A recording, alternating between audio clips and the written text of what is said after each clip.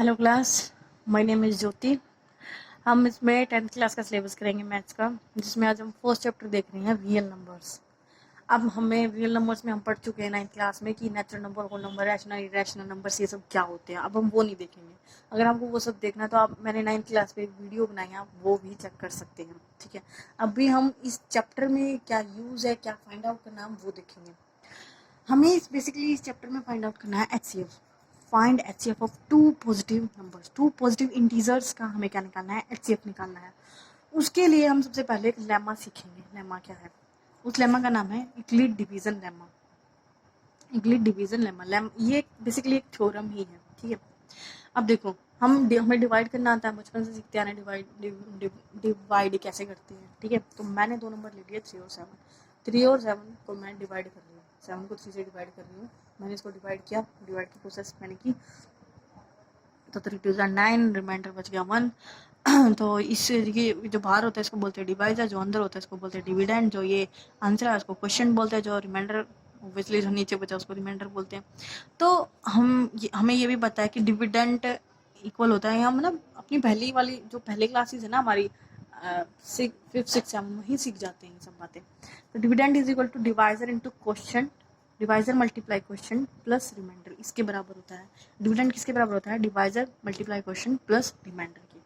Okay, अब lemma और कुछ नहीं है, बस एक हवा बना रखा है कि क्या है, कुछ नहीं है, बस यही है जो पहले हमें आता है वही है, बस इसकी नेमिंग चेंज हो जाते हैं। क्या है वो देखो। लेमा होता है हमारा a is equal to B Q plus r. अब ये बी और ए बी क्या है देखो। ए हमारा होता है डिविडेंड, इसी के अकॉर्डिंग जो ये वाली होती है ना, बिल्कुल एज इट इज है। ये ए है हमारा डिविडेंड, बी है हमारा डिवाइजर, क्यू है हमारा क्वेश्चन और आर है हमारा रिमाइंडर। बिल्कुल ऐसा ही, बस डिविडेंड और डिवाइजर को ए और बी नाम दे दिया है। टू पॉजिटिव इंटीजर्स ए और बी, देयर एग्जिस्ट, ये देयर एग्जिस्ट का निशान है, there exist unique integer Q and R. जब हम दो पॉजिटिव इंटीजर को डिवाइड करेंगे तो ऑब्वियसली एक क्वेश्चन आएगा और एक रिमाइंडर भी आएगा, चाहे वो रिमाइंडर 0 आए, लेकिन आए तो आए ना। ठीक है, अब ये कार की भी कंडीशन होती है रिमाइंडर की। रिमाइंडर क्या होगा, या तो 0 ही होगा या 0 से बड़ा होगा, या फिर बी से छोटा होगा। बी क्या है हमारा डिवाइजर, या डिवाइजर से छोटा होगा। ठीक है बच्चा, अब हम एक क्वेश्चन लेके चलते हैं जिसमें हम HCF फाइंड आउट करेंगे इसी लेमा के अकॉर्डिंग। ठीक है, मैंने दो नंबर लिए 35 और 7।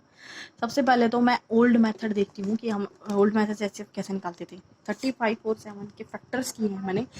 आई होप आपको ये फैक्टर्स करने आते होंगे। मैंने ये फैक्टर किए, तो 35 के फैक्टर आए 5 क्रॉस 7 और 7 का आया 7। तो जो इसमें कॉमन होता है वही होता है हमारा HCF। देखो ये हाईएस्ट भी है और कॉमन भी है, तो यही हमारा क्या है, HCF है। HCF होता ही यही है, हाईएस्ट कॉमन फैक्टर। तो मेरा HCF क्या आ गया, 35 और 7 का 7 आ गया। ठीक है, अब हम डिवीजन लेमा से देखते हैं कैसे करते हैं। डिवीजन लेमा क्या होता है, is equal to B Q plus R. जो हमारा बड़ा है उसको हम मान लेते हैं डिविडेंड, और डिविडेंड को हम नाम दे रहे हैं ए, और डिवाइजर को नाम दे रहे हैं हम बी। तो एक ही जगह मैंने लिख लिया 35 और यहाँ 7 मल्टीप्लाई 5 कहाँ से आया, मैंने 37 और 7 35 और 7 को मल्टीप्लाई डिवाइड करके देखा है यहाँ पे। तो मेरा जो क्वेश्चन आया, मेरा क्वेश्चन क्या आया, 5 आया। तो 7 मल्टीप्लाई 5 लिख दिया, प्लस में 0, मेरा रिमाइंडर बचा है क्योंकि 35 7 की टेबल में आता है, इसलिए हमारा रिमाइंडर बच गया 0। ओके, आई होप आपको ये समझ आया होगा। मेरा HCF आ गया इसमें 7। अब हम एक और क्वेश्चन कर रहे हैं, यूज इल्यूसिव डिवीजन एल्गोरिथम। इसमें भी हमें HCF निकालना है 2 नंबर्स का। बहुत सारे बच्चों को इतना इस एल्गोरिथम पे आगे सुई अटक जाएगी, और ऑब्वियसली अटकनी भी चाहिए। एल्गोरिथम क्या होता है, एल्गोरिथम को मैं बताऊंगी आपको, बाद में बताऊंगी जब ये क्वेश्चन कंप्लीट हो जाएगा, तब आपको अच्छे से समझ आएगा कि ये क्या है। अभी आप समझिए कि ये 2 नंबर दे रखे हैं और इनका HCF निकालना है वही लेमा यूज करके। ठीक है, तो हम लेमा क्या होता है, is equal to B Q plus R होता है। मैंने स्टेप फर्स्ट लिखा। अब ये स्टेप्स बन रहे हैं, इसमें कैसे बनेंगे वो भी आप देखना। मेरा अब जो बड़ा है उसको मैं डिविडेंड मान लेती हूँ, मतलब ए, जो छोटा है उसको बी मान लेती हूँ। 2 2 5 इज इक्वल टू 135। 1 कहाँ से आया, इसको डिवाइड करके देख रहे हैं यहाँ पे साइड में। मैंने डिवाइड करके देखा तो मेरा क्वेश्चन आया 1 और रिमाइंडर आ गया 90। तो मैंने क्वेश्चन और रिमाइंडर की वैल्यू रख दी। अब यहाँ देखो मेरा रिमाइंडर 90 है, कितना आया, 90 आया, 0 नहीं आया। और ऊपर वाले क्वेश्चन में मेरा फर्स्ट ही स्टेप में 0 आ गया था। ठीक है, तो वहाँ पे एक ही स्टेप बना, लेकिन यहाँ पे स्टेप्स बन रहे हैं। क्यों बन रहे, क्योंकि यहाँ पे रिमाइंडर फर्स्ट स्टेप में 0 नहीं आ रहा, और मुझे जब तक नहीं रुकना जब तक रिमाइंडर 0 ना जाए। जब रिमाइंडर 0 आ जाएगा मुझे वहीं रुकना है। ठीक है, तो यहाँ ये आ गया, यहाँ मेरा ये डिविडेंड है, ये डिवाइजर है, ये रिमाइंडर है। अब मैं सेकंड स्टेप में चलूंगी।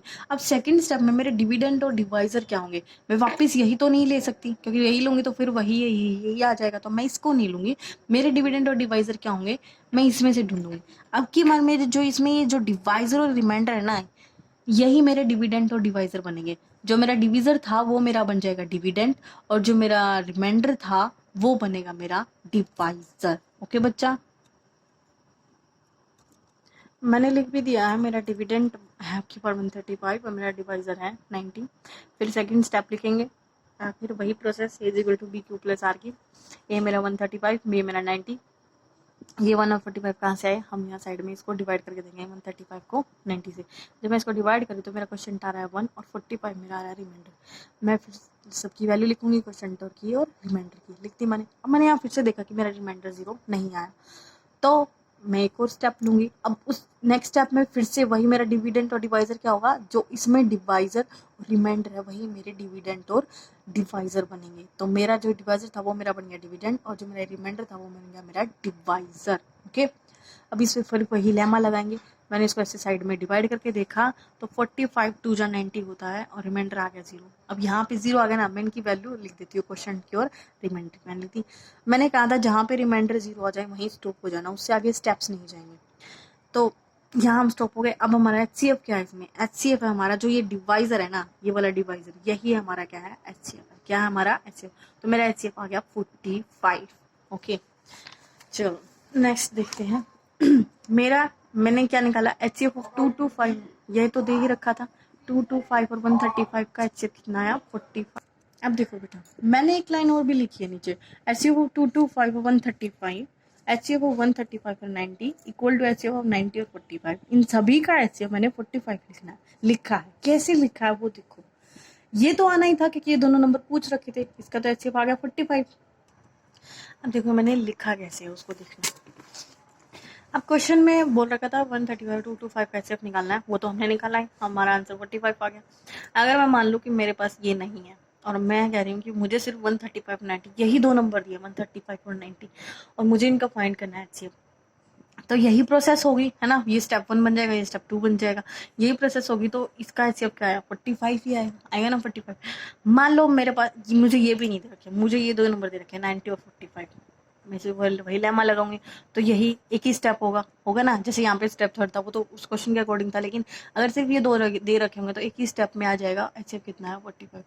तो हमने देखा कि डिविडेंड और डिवाइजर अलग अलग ले रहे हैं इसी में से, तो HCF 45 भी आ रहा है। तो जितने भी ये डिविडेंड और डिवाइजर बनते जा रहे हैं मैंने वही लिखे हैं, और उन सभी का HCF कितना आ रहा है 45 आ रहा है। आई होप आपको समझ आया होगा।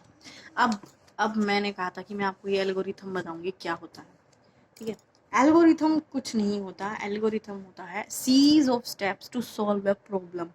एक सीरीज होती है स्टेप्स की जिससे हम प्रॉब्लम को सॉल्व करते हैं, ठीक है। देखो मेरे स्टेप्स बने ना, स्टेप 1 स्टेप 2 स्टेप 3, कि ये कोई प्रॉब्लम दे रखी थी भाई 135 225 का HCF निकालना है, प्रॉब्लम ही तो है, इसको हम सॉल्व कर रहे हैं, और ये सॉल्व किससे हुई स्टेप से हुई, तो यही इसी को बोलते हैं एल्गोरिथम। क्या बोलते हैं एल्गोरिथम।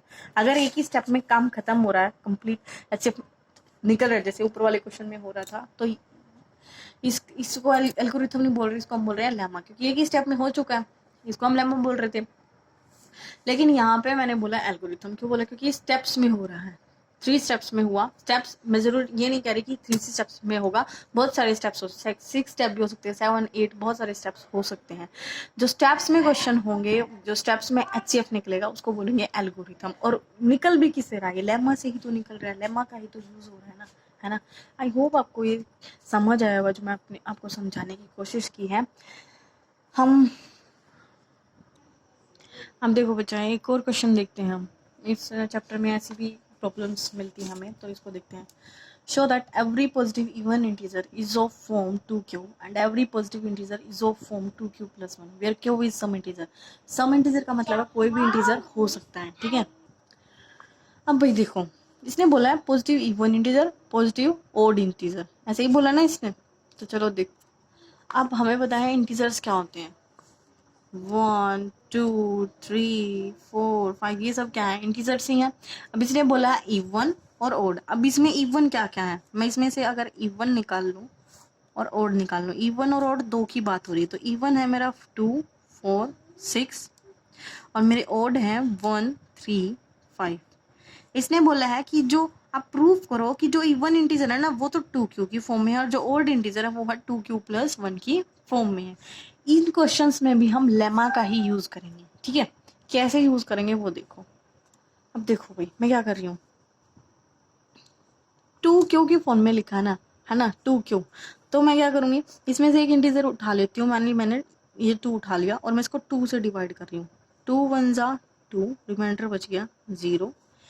अब मैं ले लेती हूँ 4 को फिर से 2 से डिवाइड कर रही हूँ। 2 2 जा 4, रिमाइंडर फिर से 0। और 6 को करूँगी तो 2 3 जा 6, रिमाइंडर बच गया 0। अब आप सोच रहे हो मैम ने 2 2 2 से ही क्यों डिवाइड किया, क्योंकि इसने बोला 2q की फॉर्म में, तो जो ये दिया है ना वही हमारा डिवाइज़र होता है। क्या होता है, डिवाइज़र होता है, इसलिए मैंने 2 2 लिया है, ठीक है। अब ध्यान से देखना है यहाँ हुआ क्या है, डिवीजन लेमा ही यूज़ कर रही हूँ। डिवीजन लेमा क्या होता है, a = b³ + r। यहाँ पे मेरा a है 2, मेरा b है 2 और मेरा क्वोशंट है 1 और मेरा रिमाइंडर आया 0, ठीक है। अब इसके लिए देखती हूँ, इसके लिए मैं ये तो मैंने इसके लिए लिखा है, ठीक है। अब मैं इसके लिए लिख रही हूँ। अब मैं इसके लिए क्या लिखती हूँ, इसमें मेरा डिविडेंट है 4, मेरा डिवाइजर है 2, मेरा क्वोशंट आया 2, मेरा रिमाइंडर आया 0। अब मैं इसके लिए लिख रही हूँ, इसके लिए